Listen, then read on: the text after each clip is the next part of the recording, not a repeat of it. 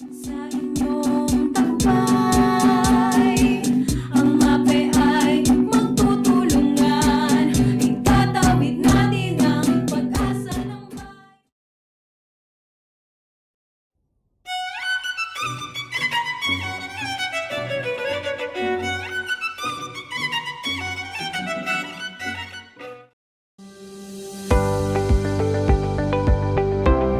Good day, learners! How are you today? I hope you are all in good health.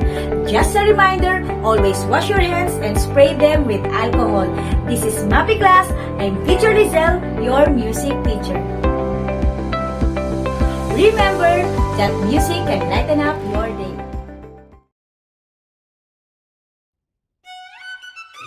Today, we will learn about the music of Romantic period.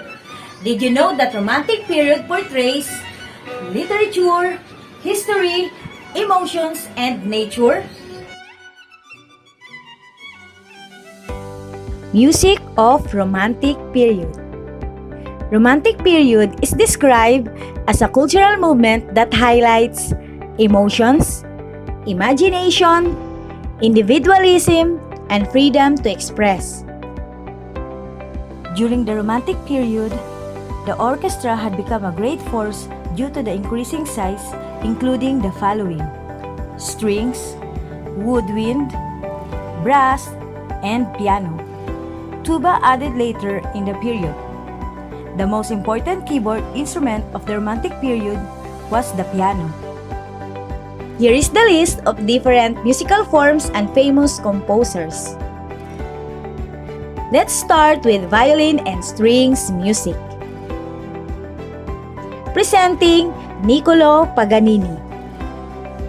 He was born on October 27, 1782 in Genoa, Italy. His musical skills started with playing the mandolin at the age of 5. He eventually shifted to violin at the age of 7 with different violin professors in Italy. Paganini was one of the first musicians to perform without sheet music. Some of the works of Niccolò Paganini are... Now, let's listen to one of his most famous compositions, the La Campanella.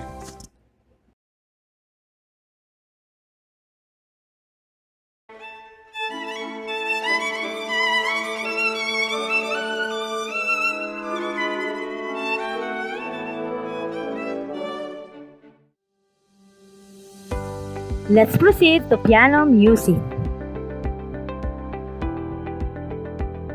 Piano music of the Romantic period was filled with innovations.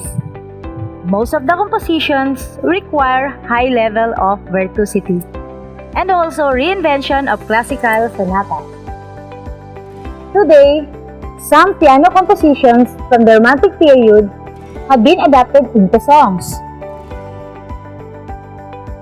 One of the well-known composers in piano music was Frédéric Chopin. He was known as the poet of the piano. He was born on March 1, 1810 in Zelezowa, Poland. Frédéric Chopin began to play the piano at the age of 4. In 1817, he composed 2 polonaises. He also made extensive use of piano pedal in most of his compositions. His most famous compositions were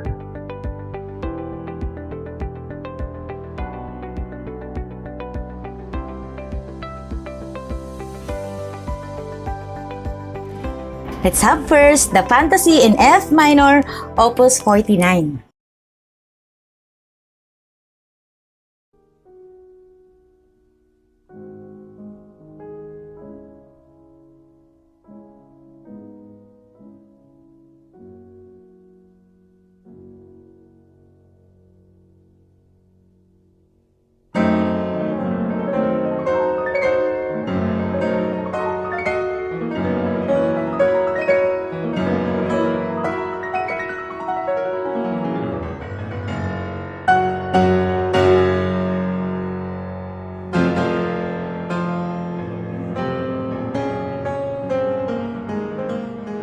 Let's also listen to the revolutionary etude.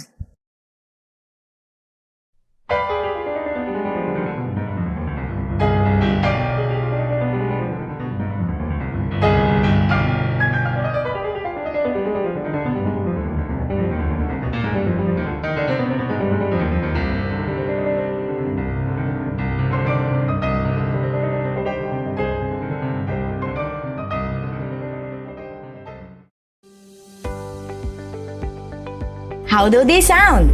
They sound wonderful, don't they? Let's also get to know another famous piano musician in person of Franz Liszt. He was born on October 22, 1811. He was known as a virtuoso pianist. Virtuoso means highly skilled. He was also a composer and was considered the busiest musician during the Romantic era. Here are some of his famous works.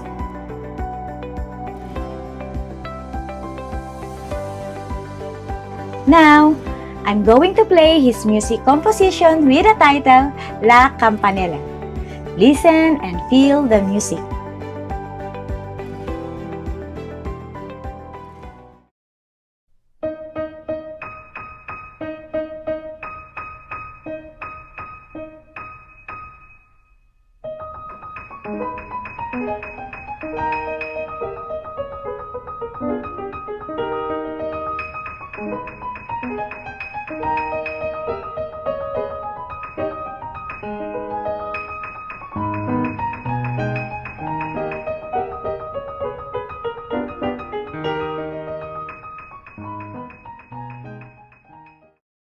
Let's move on to Hungarian Rhapsody.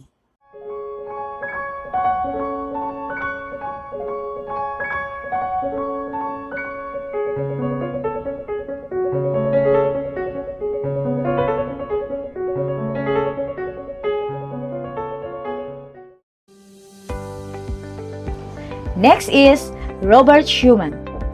He was born on June 8, 1810 in Zwickau, Germany. He was a composer and music critic, and one of the famous composers that beautifully combined the music and words. Here are some of Schumann's famous works. Let's listen together to Schumann's musical composition with the title Fantasistica Opus 12.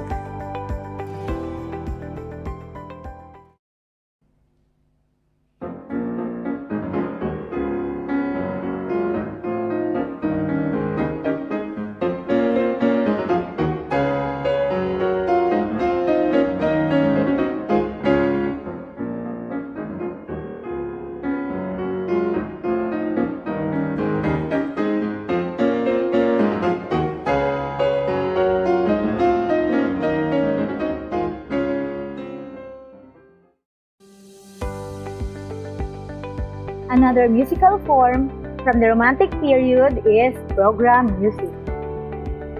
Program music is an instrumental composition that conveys images or scenes to tell a short story without text or lyrics. Program music carries some extra musical meaning, which are program of literary, idea, legend, scenic description, or personal drama.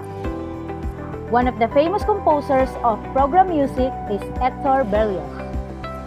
Hector Berlioz was a French composer. He was born on December 11, 1803. Some of Hector Berlioz's musical compositions include one of his famous compositions is a 5-movement symphony called Symphonie Fantastique. Let's listen to it together.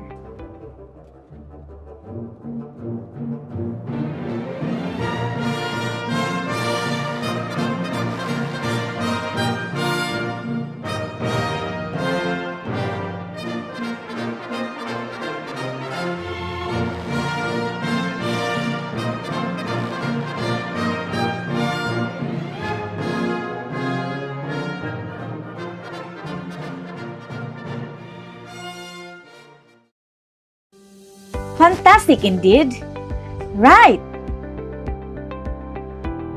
There's another famous composer of program music. He is Pyotr Ilyich Tchaikovsky. He composed hunting melodies and used a great deal of folk music in his symphonic works. Here are some of Tchaikovsky's famous pieces. Let's listen to a couple of his compositions. First, we'll listen to the Swan Lake, and then the Nutcracker.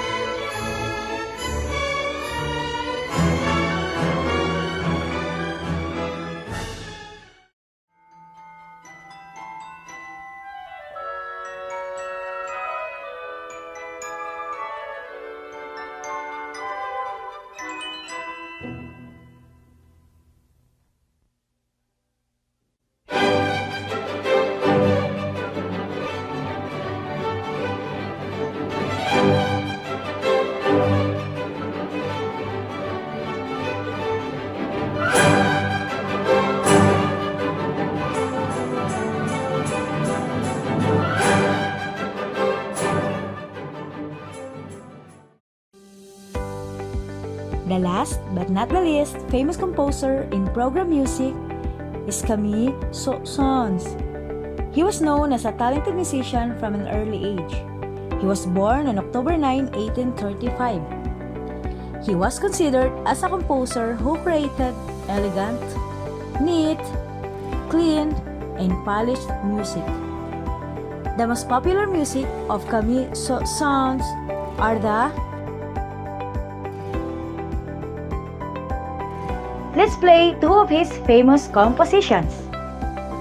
First is the Carnival of the Animals.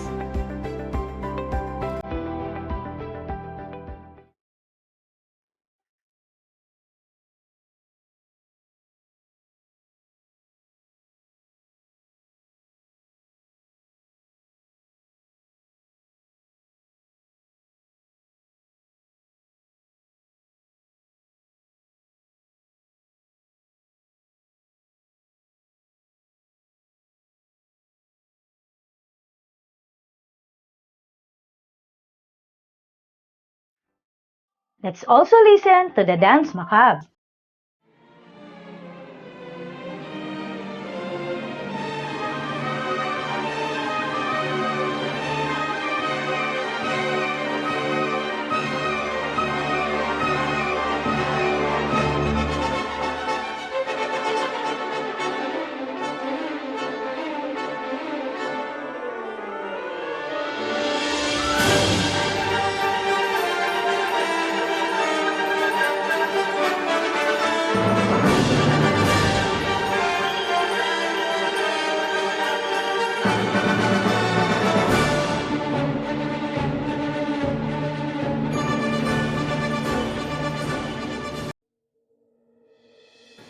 Did you learn something today?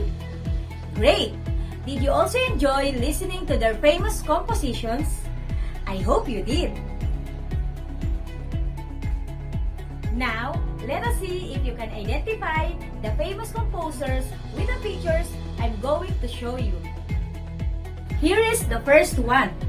Can you tell who he is? Very good! He is Frédéric Chopin. Next, who is this talented man? I'll give you a clue. He is known as the busiest musician. Correct! He is Franz Liszt. Let's have another one. Who is this person? One of his famous musical compositions has the title Symphonie Fantastique. Very good! He is Hector Berlioz. Now, ready your ears because you're going to identify the title of the music I'm going to play.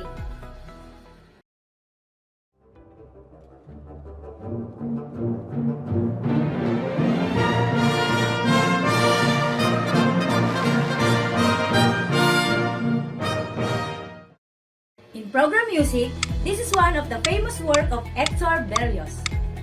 You got it right! It is Symphony Fantastic.